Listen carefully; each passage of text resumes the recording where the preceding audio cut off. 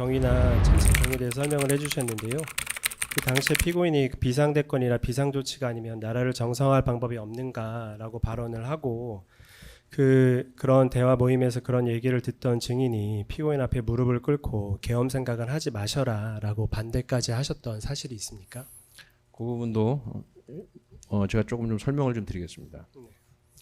제가 기억하기로는 그때 당시에 이제 그런 뭐 대공수사 관련된 얘기도 했고 뭐 간첩 수사 이런 얘기도 하고 뭐 그런 어려움들에 대해서 뭐 말씀을 드렸고 대통령께서 뭐 나라 걱정, 시국 걱정 그런 게 쉽지 않다 뭐 이런 공감도 하셨습니다. 그러면서 뭐 조금 감정이 격해지셨는지는 모르겠지만 이 나라를 바로잡기 위해서는 헌법이 대통령한테 보장한 비상 뭐 대권, 비상 조치권 제가 용어도 잘 헷갈리는데 뭐 그런 말씀도 언급이 나왔습니다. 그러면서 그런 것의 일환으로 긴급 명령권이라 그러나요? 긴급 명령권, 뭐 재정 명령권, 뭐 이런 것들이 뭔지를 이렇게 쭉 설명을 하셨고 그 와중에 그 뭐 계엄 이 얘기도 나왔습니다. 그래서 제가 그 얘기를 가만히 듣다가 속으로 무슨 생각을 했냐면 국군 통수권자이신데 지금 군이 계엄에 대해서 어떤 상황에 있고 어떤 인식을 갖고 있고 어떤 훈련이 준비가 돼 있고 하는 거를 전혀 좀 모르시는 것 같다는 생각이 들었습니다. 그래서 군이 지금 전시가 됐던 평시가 됐던 계엄에 대해서 어떤 상태에 있는지를 제가 장군의 한 사람으로서 일개 사령관밖에 안 되지만 좀 이제 정확히 말씀드려야 되겠다라는 생각이 그 자리에서 들었습니다. 왜냐하면 잘못 알고 계시면 안 될 것 같아서 뭐 구체적인 계엄 계획이나 이런 거를 저한테 당연히 얘기하신 건 아니고 그래서 이제 그거를 말씀드리는 자리였습니다. 그래서 제가 뭐라고 얘기했냐면 군의 실태를 말씀드렸습니다. 군은 전시가 됐던 평시가 됐던 제가 판사님 군대 생활 36년 했습니다. 계엄 훈련 한 번도 안 해봤습니다. 이게 아마 무슨 말씀인가 할 텐데 군이 계엄 훈련을 왜 안 하냐면 그 할 필요가 없거든요. 왜냐하면요. 군이 하는 유일한 계엄 훈련은 1년에 봄이나 가을에 그 뭐 연합 연습하고 을지 연습하고 하지 않습니까? 그때 그냥 저 사령부급에서 토의식으로 해서 한두 번 잠깐 하고 맙니다. 어떤 훈련을 하냐면 훈련도 아니죠. 그냥 토의죠. 제가 방첩사령관을 했기 때문에 군사 비밀을 여기서 얘기하면 안 되는 걸 알고 있기 때문에 그 판사님 그건 걱정 안 하셔도 됩니다. 제가 비밀은 얘기 안 합니다. 어떤 훈련을 하냐면 전시로 전환된 상태에서 동원령이 발령됐는데 사람들이 동원 응소를 잘 안 하는 사람이 있을 것이고 징발령이 발령됐는데 그 징발령에 응소를 안 하는 사람이 있을 거고 전방으로 부대를 보내야 되는데 교통이 꽉꽉 막혀서 부대가 이동 못하는 그런 상황이 생깁니다. 그러면 그때 계엄령이란 이름으로 해서 동원령 응소 안 한 사람들 뭐 예를 들면은 뭐 수배해서 뭐 이렇게 체포할 수도 있고 징발령 제대로 안 따르는 그런 업체에 가서 징발하라고 강제할 수도 있고 뭐 교통 통제 같은 거 할 수 있고 요 정도 수준에서 군은 지금까지 계엄령 훈련이라는 것을 해봤습니다. 저희들 뭐 생각에 뭐 사회 질서가 혼란하고 그러면 군이 동원될 거라고 뭐 그렇게 사람들 생각을 하고 뭐 그러시는데 정말 천만의 말씀입니다. 육군이 판사님 몇 명인 줄 아세요? 30만 명입니다. 30만 명. 경찰이 몇 명입니까? 10만 명이 넘습니다.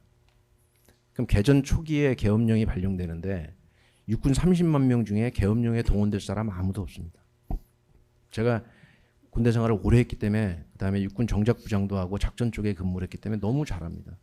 계엄령에 동원될 사람 하나도 없고 다 전방 가서 전투하기에 바쁩니다. 사회 질서를 군이 한다? 그건 말도 안 되는 소리입니다. 경찰이 10만 명이고 육군이 30만 명밖에 안 되는데 사회 질서 유지를 누가 하겠습니까? 그런 실태를 제가 대통령한테 말씀드린 겁니다. 전시가 그러할진데 무슨 평시에 계엄령을 합니까? 말도 안 되는 소리입니다. 훈련해 본 적도 없고 계획도 없고 단 한 번도 그런 거 준비해 본 적도 없다. 그래서 아무리 헌법이 보장한 대통령이 갖고 계시는 비상조치권이라 할지라 그래도 군은 불가능합니다. 군의 실태를 말씀드린 겁니다. 얼마나 훈련이 안 됐는지 훈련해 본 적도 없는지 그걸 말씀드린 겁니다. 그럼 제가 왜 무릎을 꿇었을까요? 제가 일개 사령관밖에 안 되는데 대통령님 앞에서 그런 얘기를 하면 제가 뭐가 되겠습니까?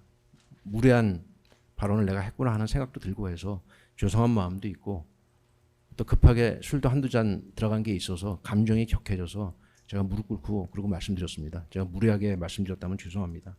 그러나 군은 전시든 평시든 계엄령 그런 거 해본 적도 없습니다. 그것을 말씀드린 겁니다.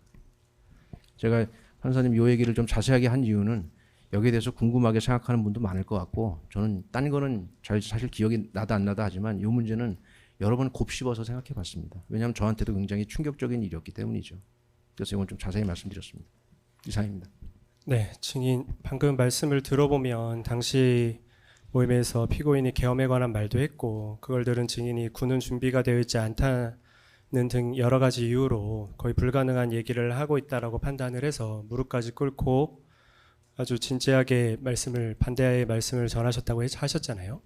그 증인의 말을 지금 들은 제가 얘기한 취지를 우리 검사님이 곡해하셨는데요. 네.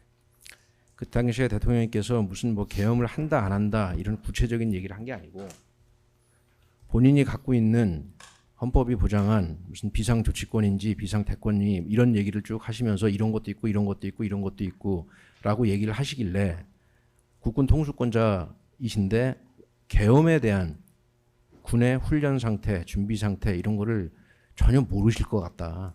그래서 그거를 말씀드린 겁니다.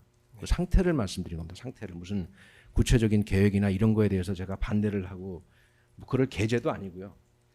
군의 상태를 정확하게 국군 통수권자에게 보고드렸다. 이렇게 하는 것이 제가 기억하는 그때 당시에 제가 한 얘기입니다.